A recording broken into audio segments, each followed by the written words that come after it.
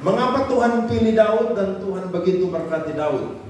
Ada banyak hal yang kalau saudara baca perjalanan Daud di kitab 1 Samuel dan 2 Samuel awal, saudara akan menemukan bahwa Daud adalah seorang penyembah. Penyembah adalah orang yang memuji Tuhan dimanapun dia berada. Penyembah adalah orang yang memuji menyembah Tuhan tanpa tergantung dengan keadaan sikon yang ada. Bahkan seorang penyembah adalah seorang yang menyembah dan memuji Tuhan tanpa adanya jaim. Saudara ingat ketika Daud pulang perang, dia lepaskan dia punya jubah dan dia menari-nari dengan penuh kegirangan kepada Tuhan.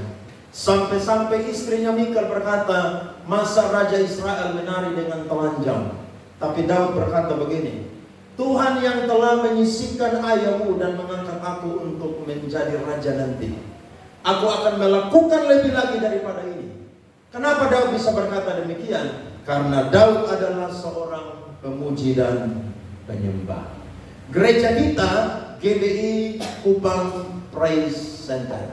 Berarti di dalam gereja ini tidak boleh ada orang-orang yang jaim dalam memuji dan menyembah Tuhan. Amin. Bilang sama kiri kananmu, minggu depan lebih lagi memuji menyembah Tuhan. Bilang sama dia, yoi, harus begitu. Amin. Karena saudara tidak memuji menyembah untuk dilihat manusia dan menyenangkan pendeta dan manusia, tidak. Yang lihat itu adalah Tuhan Allah. Dan kalau Tuhan senang dengan saya dan saudara, maka saudara siap-siap kebanjiran berkat daripada Tuhan. Amin. Amin. Mari kita buka kitab kita. Pada pagi hari ini saya akan bicara dari Lukas pasal 7 ayat 1 sampai 10. Yakni fondasi yang ketiga dari kehidupan orang Kristen, yakni firman Allah. Dan saya akan bicara tentang kuasa dari firman Allah. Perhatikan, saudara yang bawa bolpen bisa catat, bawa handphone saudara pun juga bisa catat, asal jangan WA, main game dan lain sebagainya. Saya mulai. Yesus menyembuhkan hamba seorang perwira di Kapernaum. Setelah Yesus selesai berbicara di depan orang banyak, masuklah ia ke Kapernaum. Ayat 2 saudara, mulai.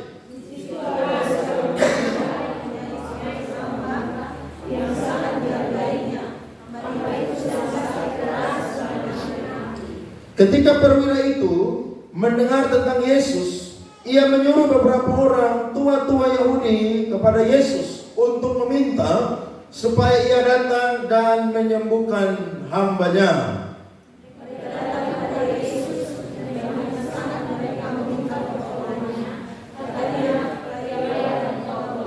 Sebab ia mengasihi bangsa kita dan dialah yang menanggung pembangunan rumah ibadat kami.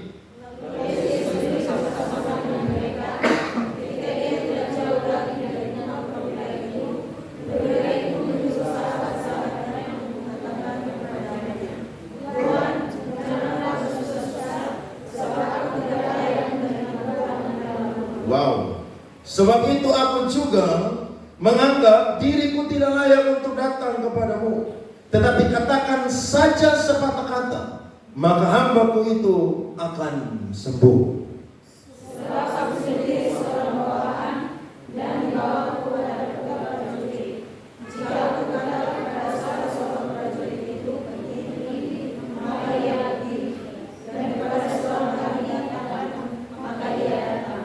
Ataupun pada setelah Yesus mendengar perkataan itu, ia heran akan dia. Dan sambil berpaling kepada orang banyak yang mengikuti dia, ia berkata, aku berkata kepadamu, iman sebesar ini tidak pernah aku jumpai sekalipun di antara orang Israel. Sama-sama.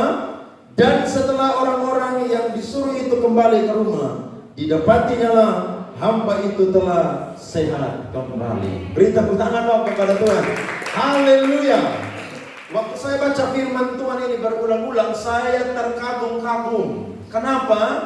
Karena ada satu orang yang Yesus begitu takjub dengan imannya yang sangat luar biasa. Kalau saudara baca kitab Injil, saudara baca kitab sinoptik, saudara akan menemukan bahwa ada begitu banyak orang-orang yang membutuhkan mujizat daripada Tuhan. Tapi jarang sekali orang-orang yang punya iman yang besar, seperti seorang perwira Romawi yang ada di Kapernaum. Ketika kerajaan Romawi itu menguasai dunia pada waktu Tuhan Yesus ada di dunia, maka mereka itu mengerjakan banyak hal. Salah satu yang mereka kerjakan adalah mereka membangun benteng-benteng pertahanan mereka. Dan juga mereka menempatkan perwira-perwira, prajurit-prajurit, raja-raja untuk bisa menguatkan daerah di mana mereka menguasai atau daerah teritorial di mana mereka itu memerintah atas suatu daerah. Yang menarik saudara, pada satu ketika Yesus sedang berjalan mau masuk ke Kapernaum, yakni salah satu kota yang ada di provinsi Galilea, maka ada seorang perwira di Kapernaum ini, dia mendengar bahwa Yesus sebentar lagi akan datang di Kapernaum. Maka dia memanggil beberapa tua-tua Yahudi. Mereka adalah orang-orang yang punya relasi yang baik dengan dia, sehingga dia mengutus mereka kepada Tuhan Yesus supaya mereka menyampaikan bahwa Tuhan bisa datang untuk yang namanya menyembuhkan hambanya yang sedang sakit. Nah, dengan modal relasi yang baik ini, maka tua-tua Yahudi itu datang dan menjumpai Tuhan Yesus dan berkata bahwa dia layak ditolong. Ketika Yesus mendengar bahwa kebaikan-kebaikan daripada perwira ini, maka dia segera berangkat mengikuti para tua-tua ini untuk datang berjumpa dengan sang perwira yang ada di Kapernaum. Dr. Lukas, penulis Injil Lukas mencatat ada 3 kasih dan kebaikan atau tindakan kemurahan hati yang dilakukan oleh perwira yang ada di Kapernaum ini. Yang pertama adalah dia sangat mengasihi orang Yahudi. Ini satu hal yang aneh. Kenapa? Karena bangsa Romawi adalah bangsa yang berkuasa, bangsa yang punya kekuasaan, bangsa yang punya derajat yang sangat tinggi. Jadi mustahil sekali bahwa ada seorang perwira Romawi yang begitu mengasihi bangsa Yahudi. Pada saat itu bangsa Yahudi atau orang-orang Yahudi, mereka adalah orang-orang yang dijajah. Mana mungkin ada seorang Romawi dapat mengasihi orang Yahudi? Tapi saya percaya Allah sanggup membuat hati seseorang untuk bisa mengalahkan segala macam bentuk tembok-tembok penghalang untuk bisa mengasihi orang lain. Ada amin? Dia sangat mengasihi orang Yahudi.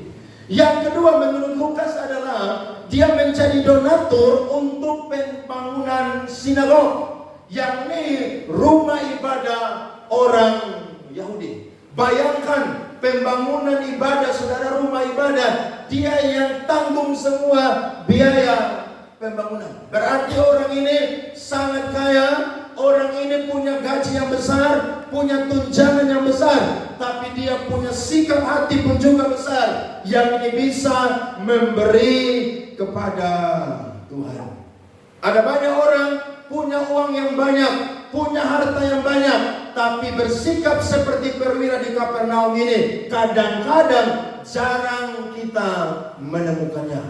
Tapi yang hebat adalah dia menjadi donatur untuk pembangunan sinagog yang ada di Kapernaum.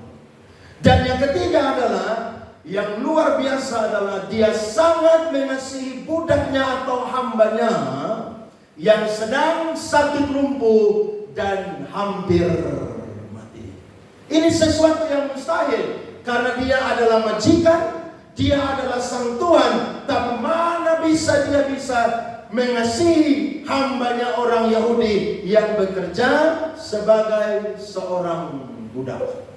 Tapi sekali lagi saya mau gugah hati dan pikiran kita bahwa ada orang-orang di luar sana yang mungkin hari ini mereka belum mengenal siapa itu Tuhan Yesus Kristus, tapi ada hal-hal baik yang mereka punya yang saya dan saudara perlu untuk belajar daripada mereka. Ada amin?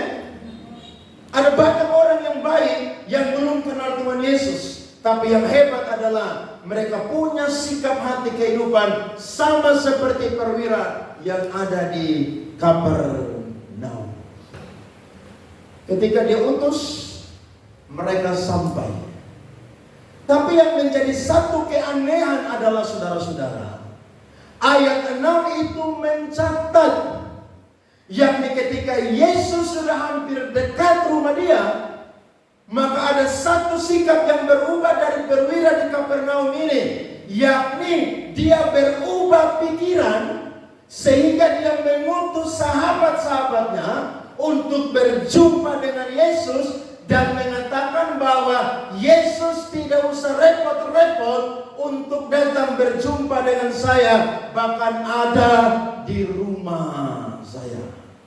Saudara, kalau baca ini firman sekedar melintas saja, saudara tidak akan menemukan satu kontras yang ada. Tapi ketika saudara renungkan, maka ada sebuah kontras yang ada. Waktu awal dia suruh tua-tua Yahudi menjumpai Yesus. Tiba-tiba Yesus sudah dekat rumah dia justru utus sahabat-sahabatnya untuk mengatakan bahwa Yesus tidak perlu repot-repot untuk berjumpa dengan dia, bahkan datang di rumah dia. Bahasa sederhananya, perwira di Kapernaum ini tidak mau bikin repot Tuhan Yesus Kristus. Berapa banyak di antara kita yang suka bikin repot Tuhan Yesus? Coba angkat tangan. Saudara mau pergi kerja, saudara minta Tuhan jaga kita. Saudara lagi bisnis, mau teken kontrak, proyek besar, saudara minta Tuhan bikin goal atau bikin sukses proyek atau pekerjaan ini. Saudara mau jalan kemana-mana, saudara minta penyertaan Tuhan. Saudara butuh rumah, saudara berdoa minta kepada Tuhan satu rumah. Saudara butuh kendaraan yang lebih bagus, saudara berdoa kepada Tuhan dan minta kendaraan. Bahkan ada banyak hal lagi yang kadang-kadang kita selalu buat Tuhan itu repot. Betul? Siapa di sini yang suka bikin Tuhan repot? Saya mau berkata, saya pun juga suka bikin Tuhan repot. Tapi ada pelajaran yang menarik pada pagi hari ini yang saya dan saudara harus belajar. Mengapa sampai sang perwira Romawi ini berubah pikiran dan tidak mau bikin repot Tuhan Yesus Kristus? Saya catat yang pertama adalah karena perwira ini percaya bahwa Tuhan Yesus Kristus adalah Tuhan dan Tuhan yang berotoritas penuh. Saudara lihat ayatnya yang ke-7 sampai ayatnya yang ke-8. Dari ayat 6. Lalu Yesus pergi bersama-sama dengan mereka. Ketika ia tidak jauh lagi dari rumah perwira itu menyuruh sahabat-sahabatnya untuk mengatakan kepadanya, Tuhan. Saudara garis bawahi kata Tuhan di situ. Janganlah bersusah-susah sebab aku tidak layak menerima Tuhan di dalam rumahku. Sudah 2 kali. Sebab itu aku juga menganggap diriku tidak layak untuk datang kepadamu. Tetapi katakan sepatah kata saja, maka hambaku itu akan sembuh. Saudara, perwira ini dia mendapatkan satu jabatan yang istimewa, yakni dia seorang perwira yang tidak tinggi tapi juga tidak rendah. Dia punya posisi, saudara, Lukas mencatat sebagai seorang hetakontarkos. Apa itu hetakontarkos, saudara? Hetakontarkos adalah seorang yang menyepelai 100 orang prajurit Romawi untuk menjaga keamanan wilayah jajahan Romawi.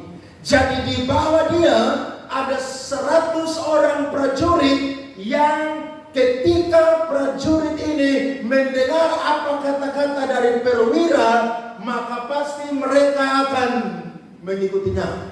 Ketika dia suruh datang, maka pasti mereka akan datang. Ketika dia suruh mereka pergi, maka mereka akan pergi. ketika dia suruh mereka kerjakan ini, maka mereka pasti akan mengerjakan. Saudara, kata Tuhan dalam konteks Yunani pada waktu itu bukan sekedar kata biasa. Tapi kata Tuhan dalam konteks Yunani itu sangatlah penting. Sebab pada zaman itu kata Tuhan digunakan di kota Yunani atau kota Athena sebagai sebutan bagi kepala rumah tangga, yakni orang yang bertanggung jawab atas istri, anak-anak, dan kerabat, perempuan yang masih gadis. Sehingga kata Tuhan dalam bahasa Yunani yang kita baca pada pagi hari itu menggunakan kata kurios. Saudara bisa nangkap? Orang ini orang Romawi hidup dalam budaya Helenisme. Sehingga ketika dia suruh hamba-hambanya atau sahabat-sahabatnya, dia tidak langsung menyebut kata Tuhan, tapi dia menggunakan kata Tuhan. Kenapa? Karena memang istilah kurios ini, saudara-saudara, itu sepadan dengan yang namanya majikan atau bapak atau junjungan atau jurangan atau juga majikan, yakni orang yang berkuasa atas sesuatu atau atas seseorang. Sehingga perwira ini mengerti sistem hierarki. Di atas dia ada pemimpin, tapi di bawah dia pun juga ada hamba. Sehingga ketika dia suruh mereka datang, mereka datang. Tapi ketika dia suruh mereka pergi, mereka juga pergi. Tapi jangan lupa, ketika orang yang ada di atas dia memanggil dia, maka mutlak dia harus pergi untuk menjumpai orang itu. Dan itu merupakan kurios atau orang yang punya otoritas untuk bisa melakukan hal apapun di dalam kehidupan kita. Luar biasa, saudara. Ternyata perwira di Kapernaum ini adalah orang yang sangat-sangat hebat. Dia tahu bahwa Tuhan Yesus sebentar lagi akan masuk, datang menjumpai dia. Sehingga dia cepat-cepat utus orang untuk tidak usah bikin repot Tuhan Yesus Kristus. Orang Yahudi tidak bisa menyebut Yahweh, karena bagi mereka nama Yahweh itu terlalu mulia. Mereka terlalu najis, terlalu berdosa. Sehingga kata Yahweh itu mereka ganti dengan sebutan Adonai. Nah, pada zaman perjanjian baru, saudara-saudara, Alkitab diterjemahkan perjanjian lama ke dalam bahasa Yunani. Sehingga namanya adalah Septuaginta. Nah, di dalam Septuaginta ini, saudara-saudara, kata Yahweh, kata Adonai itu diganti menjadi Tuhan atau kurios yang berjumlah 7.000 kali. Dan di dalam Alkitab Yunani kuno yang bernama Koine itu dicatat kurang lebih kata kurios atau Yahweh atau Adonai berjumlah sebanyak 740 kali. Sehingga saudara-saudara, sekalipun perwira ini menyuruh orang-orang mengatakan kepada Yesus dengan sebutan Tuhan, tapi dalam sebutan Tuhan itu sudah mewakili kalimat atau pengakuan bahwa Yesus bukan sekedar Tuhan, tapi dia pun juga adalah Tuhan yang berotoritas penuh. Amin. Lihat ayat 3. Saudara perhatikan ayat 3. Alkitab mencatat ketika perwira itu mendengar tentang siapa? Yesus. Ternyata dia bisa mengakui Yesus sebagai Tuhan dan Tuhan karena dia pernah mendengar tentang siapa itu Yesus. Yesus sangat punya otoritas. Bahkan otoritasnya Yesus bukan sedang-sedang, bukan setengah, tapi otoritas daripada Tuhan Yesus adalah penuh, saudara-saudara. Contohnya apa? Waktu ketika murid-murid bersama dengan Yesus ada di Danau Galilea, danau itu mengamuk, mereka pusing 7 keliling. Yesus sedang tidur di buritan kapal. Yesus bangun, saudara, maka Yesus langsung menghadap badai yang ada di Danau Galilea. Saat itu pun juga danau itu langsung teduh dalam hitungan 1 detik. Saudara pernah naik kapal? Kira-kira kalau saudara hadapi badai, langsung saudara doa, badai itu teduh, apakah langsung benar-benar gelombangnya hilang?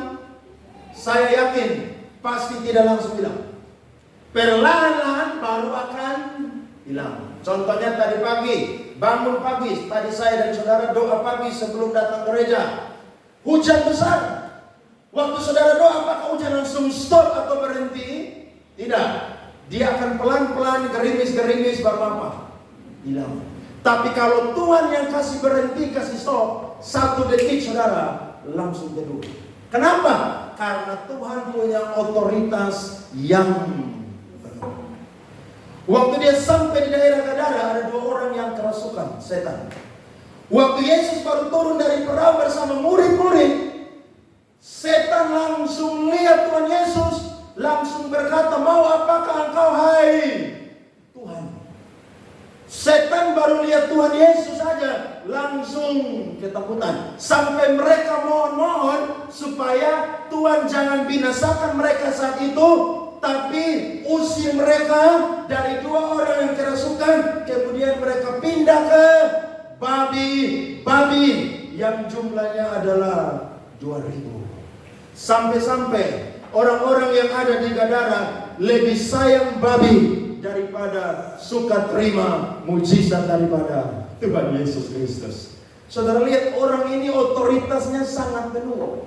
Jadi ketika dia dengar Yesus mau sampai di rumah dia cepat-cepat utus dia punya sahabat-sahabat. Karena dia tidak mau bikin repot Tuhan Yesus. Kenapa, saudara? Karena dia tahu yang datang ini adalah orang yang punya otoritas yang besar.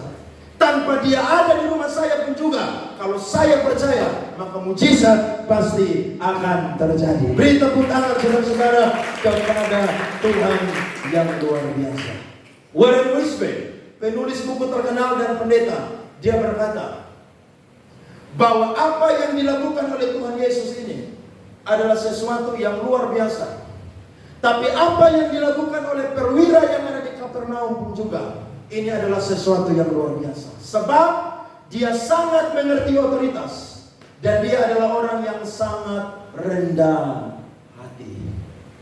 Berarti pelajaran yang pertama bagi saya dan saudara, kalau Tuhan adalah orang yang penuh dengan otoritas yang penuh dalam kehidupan kita, maka kita harus belajar dari perwira di Kapernaum ini. Dia adalah orang yang rendah hati.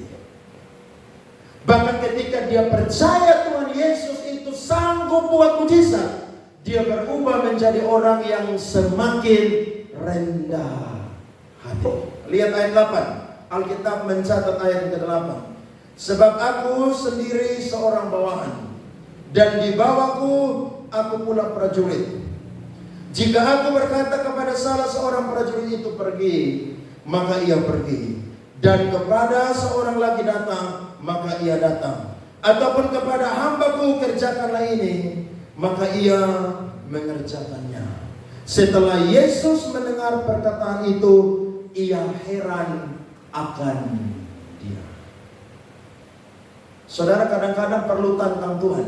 Makanya saya ingat waktu bangun KPC mau sewa ruko di depan Mitra Swalaya, itu saya ingat sekali kita masih 14 orang atau 15 orang. Saya tanya kepada semua yang ada di gereja, berani kita pakai ruko 1 tahun 50 juta? Semuanya malam kudus sunyi senyap, walaupun waktu itu masih bulan Juni. Tapi saya berkata, kalau Tuhan yang panggil saya jadi pendeta, dan Tuhan yang bangun gereja ini, maka kalau sampai tidak ada uang untuk bayar biaya sewa ruko ini, maka yang malu bukan saya dan saudara, tapi yang malu adalah Tuhan Yesus Kristus, Sang Batu Penjuru yang mendirikan gereja. Semua bilang amin bagian. Ya udah kalau amin, jalan aja. Dan saudara bisa sampai di Hotel Fatulei 7 tahun setengah hari ini. Itu semua karena ada iman yang timbul dari saya dan saudara, yang percaya bahwa Tuhan punya otoritas yang penuh untuk sanggup melakukan apapun. Tepuk tangan saudara-saudara. Belajar rendah hati, tunduk kepada Tuhan, karena Dia Allah yang sangat punya otoritas penuh. Kita diberikan kuasa oleh Tuhan, tapi ingat, di atas kita adalah Tuhan yang berotoritas penuh, yang memiliki kuasa tersebut. Sehingga saya dan saudara jadi orang-orang yang harus sangat mengakui Tuhan bahwa Dia adalah pribadi yang sangat berotoritas. Saya suka firman Tuhan ini, Amsal 22 ayatnya yang keempat. Mari kita baca firman Tuhan ini sama-sama. Ganjaran kerendahan hati dan takut akan Tuhan adalah kekayaan, kehormatan, dan kehidupan. Lihat tuh, orang kalau rendah hati diberkati Tuhan. Punya filosofi seperti orang dunia, semakin berisi, semakin merunduk. Apa sih yang kita perlu banggakan atau sombongkan dari kehidupan kita? Rambut kita yang bagus, semua itu Tuhan yang berikan. Wajah kita yang bagus, semua itu Tuhan yang berikan. Badan kita yang sehat, semua itu Tuhan yang berikan. Pekerjaan yang terbaik, siapa yang berikan? Tuhan. Bahkan masa depan yang indah penuh dengan harapan, siapa yang berikan? Tuhan yang berikan. Sehingga kita perlu berkata, saya datang dengan telanjang, maka segala puji hormat hanya untuk Tuhan Yesus Kristus. Saya pulang pun juga dengan telanjang. Jadi belajar rendah hati seperti perwira di Kapernaum ini. Sebelum ketemu Tuhan Yesus, dia sudah rendah hati.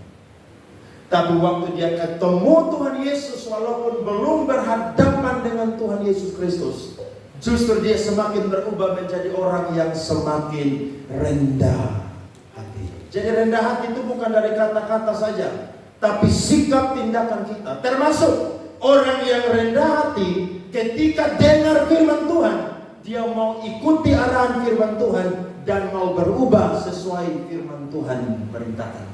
Jadi kalau saya dan saudara masih punya hati yang keras, kita belum rendah hati. Kalau kita masih angkuh tidak mau dengar suara Tuhan dan berubah, maka kita belum rendah hati. Kalau kita masih ogah-ogahan dengan Tuhan, maka kita belum rendah hati. Kalau kita masih suam-suam kuku dengan Tuhan, maka kita belum rendah hati. Ketika orang yang rendah hati saudara berjumpa dengan Tuhan Yesus, dia akan berubah menjadi orang yang semakin rendah hati. Itu yang pertama. Yang kedua saudara-saudara adalah perwira ini percaya bahwa iman timbul karena mendengar tentang Tuhan. Lagi-lagi ayat yang ketiga tadi berkata, dia mendengar tentang Tuhan Yesus Kristus.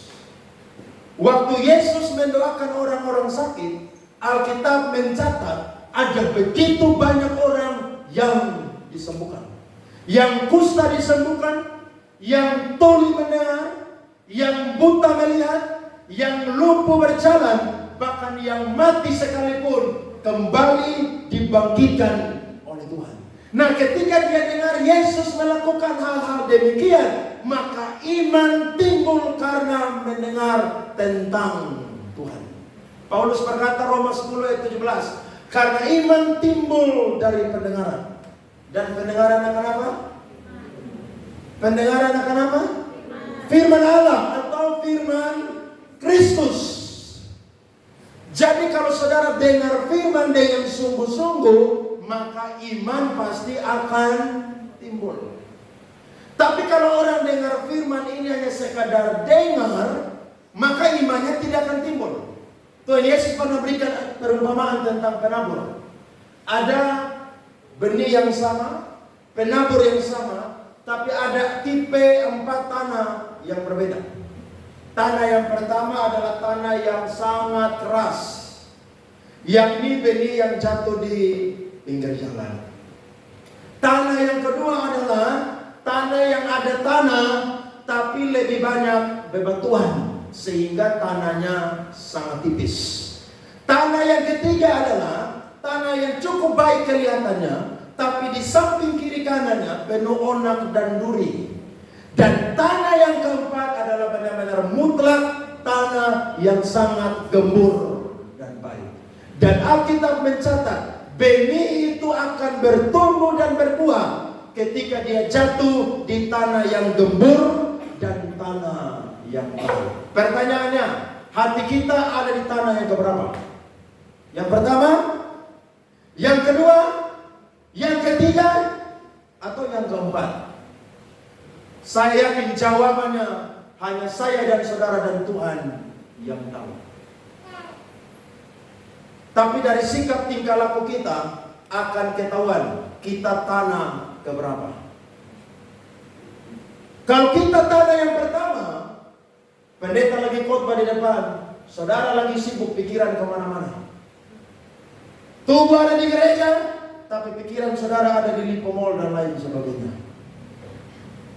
Pendeta lagi khotbah, saudara asik WA dengan orang lain.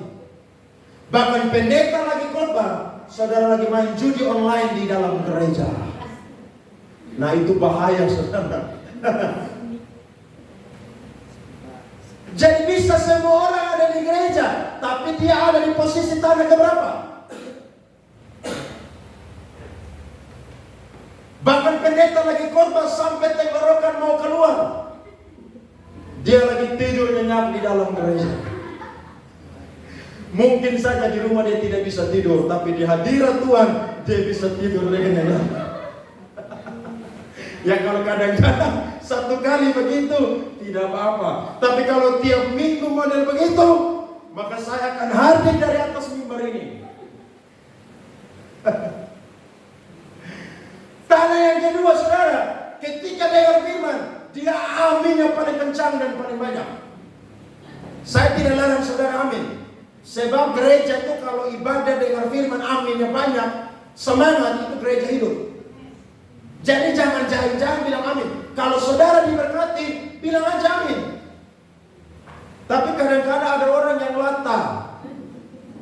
Dikit-dikit amin, amin. Sampai ada orang nama amin di samping tersinggung. Lu tunggu ya. Tapi ketika dia pulang, langsung lupa firman Tuhan. Saudara tanya, tadi khotbah tentang apa? Aduh, saya lupa. Nah, saudara lihat, amin paling banyak, tapi apa? Lupa. Tidak heran Yakobus berkata, orang kalau tidak lakukan firman Tuhan, dia sama seperti orang yang baru lihat cermin. Waktu dia jalan tinggalkan cermin itu, dia sudah lupa bagaimana rupa atau bentuknya. Tanah yang ketiga adalah tanah juga yang seakan-akan itu baik. Tapi ketika dia mulai bertumbuh, iblis pun tidak tinggal diam. Iblis berikan daya tarik dunia, kemewahan dunia. Akhirnya dia langsung lupa firman Tuhan dan mengikuti dunia dan keinginannya. Tapi yang keempat yang hebat adalah tanah itu adalah tanah yang mutlak gembur dan subur. Waktu benih itu ditabur, maka kita mencatat dia bertumbuh dengan baik, kemudian dia menghasilkan buah, ada yang 30, 60 dan 100 kali lipat. Ada apa? Berarti iman timbul dari mana, saudara? Pendengaran. Makanya jaga telinga kita, hati-hati dengan telinga. Karena ada dua sarana yang iblis bisa pakai untuk membuat saya dan saudara terganggu pikirannya dan hati kita terganggu, yakni mata dan telinga. Semakin banyak saudara dengar apa, itulah yang akan masuk di dalam hati dan pikiran kita. Semakin banyak saudara dengar firman Tuhan, maka yang kendalikan hati dan pikiran kita adalah apa, saudara? Firman Tuhan. Semakin saudara dengar banyak gosip, maka yang kendalikan saya dan saudara pun juga adalah gosip. Semakin saudara dengar kabar-kabar politik yang seakan-akan mau menghancurkan bangsa kita, maka saya dan saudara akan jadi orang yang mudah terprovokasi. Tapi kalau kita semakin banyak dengar firman Tuhan, saya percaya berkatnya adalah iman akan timbul. Perwira ini punya iman yang luar biasa. Ketika dia dengar tentang Tuhan Yesus Kristus, maka imannya langsung timbul. Kita setiap minggu dengar khotbah, amin. Setiap Selasa dengar sharing. Setiap Jumat dengar khotbah. Di luar itu saudara punya handphone, nonton YouTube tiap hari, dengar pendeta-pendeta yang lain khotbah. Kalau ada KKR, saudara pun juga ikut khotbah dan dengar khotbah. Berapa banyak kali kita dengar khotbah, tapi iman kita tidak timbul-timbul. Kapal selam aja, dia tenggelam, dia masih bisa timbul. Tapi kebanyakan orang Kristen dengar khotbah ulang-ulang, tapi imannya tidak timbul. Pendeta khotbah, engkau yang sakit, percaya kalau Tuhan punya waktu yang tepat, mujizat kesembuhan pasti akan engkau alami. Dengan iman saudara katakan, amin. Saudara yang hari ini bergumul tentang masa depan, percaya Allah menjanjikan masa depan yang terbaik, yang indah, damai sejahtera, penuh dengan harapan. Ketika saudara dengar, saudara punya iman timbul, saudara katakan, amin. Kalau saudara punya iman, maka itu akan jadi sesuai dengan iman saya dan saudara. Saya dengar banyak pendeta-pendeta besar khotbah. Hampir tiap hari saya belajar, selain baca buku, baca Alkitab. Dengar pengalaman mereka luar biasa. 2 hari lalu saya nonton khotbah dari pendeta Yosia Abdi Saputra. Dia beli tanah di Jakarta 450 miliar bangun gereja. Uang tidak ada, tapi dengan iman dia percaya kalau orang lain bisa bangun gereja sampai triliun, dia pun juga pasti bisa bangun gereja sekian ratus miliar. Maka dia beli tanah dengan uang yang ada, saudara. Dia cicil. Dan bulan Januari ini mereka lunaskan biaya pembelian tanah itu 450 miliar. Sekarang tanah itu sudah naik menjadi 600 miliar. Dia berkata, kalau kita kumpul uang sampai 450 miliar, maka sampai Tuhan Yesus datang kedua kali, kita tidak akan bangun gereja. Pendeta Yakob Nawai bangun gereja di Kelapa Gading 100 miliar. Dia tidak jual nasi kuning, tidak minta-minta ke caleg, tidak bikin proposal.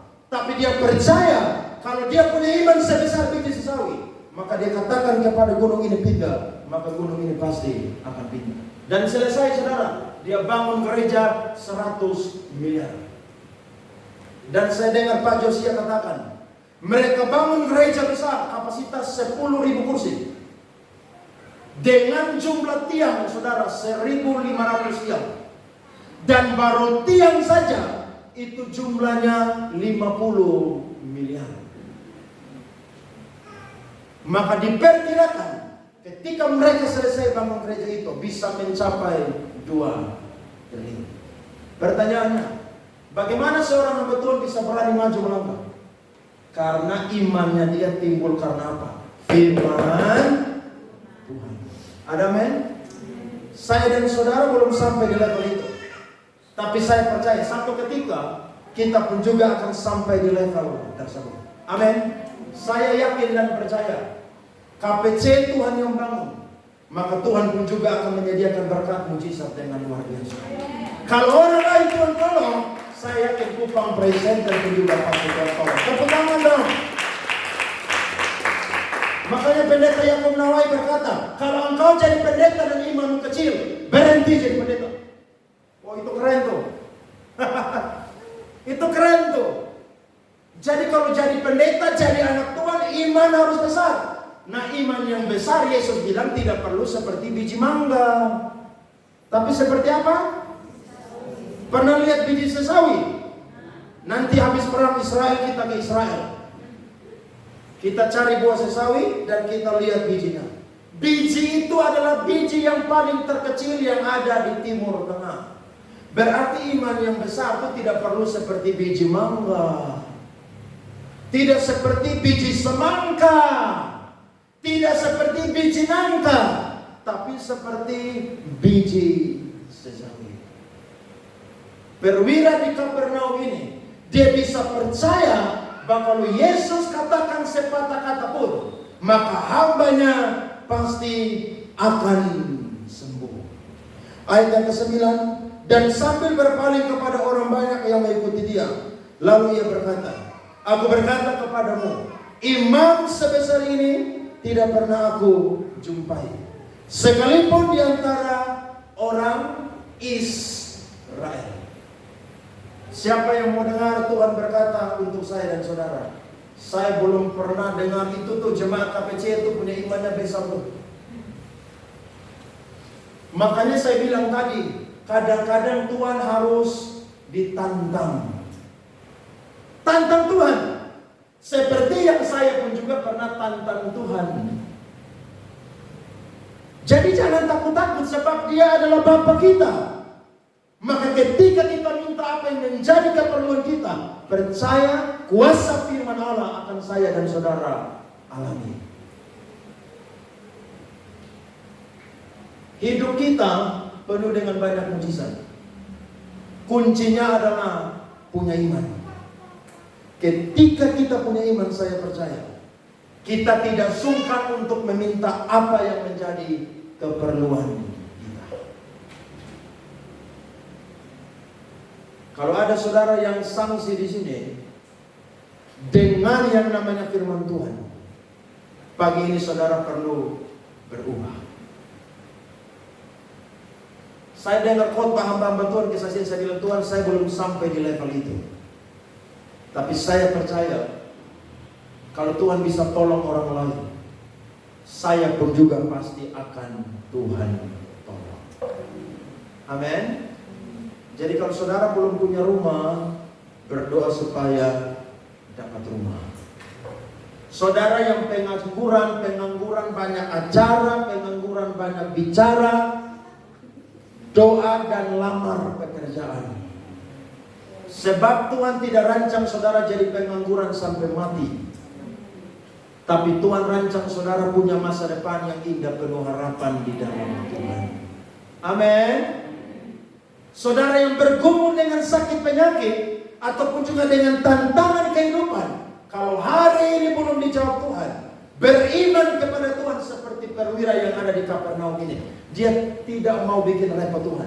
Dia percaya Tuhan katakan sepatah kata pun juga pasti hambanya akan sembuh. Dan ayat ke-10 berkata saudara, dan setelah orang-orang yang disuruh itu kembali ke rumah, mari baca sama-sama, didapatinya hamba itu telah sehat. Beri tepuk tangan saudara. Perwira ini punya iman yang mewakili hambanya. Berarti mujizat itu terjadi tidak tergantung daripada hamba Tuhan, tidak tergantung dari orang lain, tapi tergantung dari saya dan saudara yang mau beriman kepada Tuhan. Yesus sampai terheran-heran karena belum pernah dia jumpai ada iman yang model begini sekalipun di antara orang Israel. Ini pelajaran yang hebat bagi saya dan saudara. Mari dengar khotbah pada pagi hari ini. Berubah sama seperti perwira yang ada di Kapernaum ini. Kadang-kadang kita tidak perlu bikin repot Tuhan Yesus.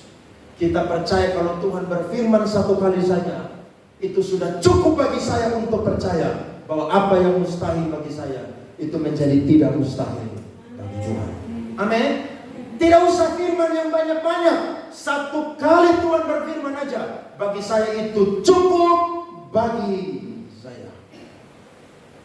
Makanya waktu saya berdoa, Tuhan sampaikan kepada saya, bilang sama Bapak Arens Mama Rini, nanti Tuhan akan kasih anak laki kaki dan kasih nama dia Ezekiel. Saya cuma ngomong satu kali aja tuh. Tidak ulang-ulang karena saya percaya itu Tuhan yang ngomong. Akhirnya betul saudara, tepat waktu mengandung dan hari ini ada Ezekiel. Jadi satu kali kalau Tuhan katakan, saudara tidak perlu ragu-ragu. Tidak perlu. Loh, perwira ini dia hanya dengar Tuhan Yesus aja, dia langsung percaya, punya iman.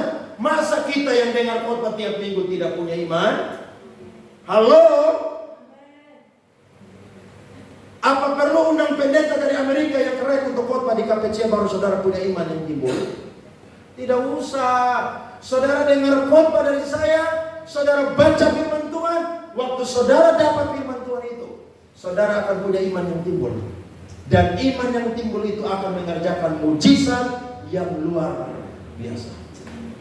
Tanggal 15 Januari kemarin, saya tidur pagi hari habis doa pagi. Saya tidur dan Tuhan kasih saya firman. Firman ini saudara-saudara, 7 tahun yang lalu yang pernah Tuhan ngomong kepada saya. Mazmur 138 ayat yang ke-8. Coba buka ayat ini. Mari baca sama-sama. Mazmur 138 ayatnya yang ke-8. Ini firman saudara. Waktu kita diusir dari Fontaine waktu itu. Waktu saya bergumul saudara bersama dengan Oma Saleh, Oma Tualaka untuk dapat tempat. Tuhan ngomong ini firman saudara untuk saya. Dan betul, Tuhan kasih kita ruko untuk beribadah. Mazmur 138 ayatnya yang ke-8. 1, 2, 3. Tuhan akan menyelesaikannya bagiku. Ya Tuhan, kasih setiamu untuk selama-lamanya. Janganlah kau tinggalkan perbuatan tanganmu. Saya dapat ini firman tanggal 15 Januari. Dan hari ini tanggal 21 Januari saya percaya. Semua yang menjadi keperluan dan kebutuhan kita, Tuhan akan menyelesaikannya bagi saya. Tepuk tangan saudara. Tuhan berkati firman Tuhan pagi hari ini. Mari kita bangkit berdiri.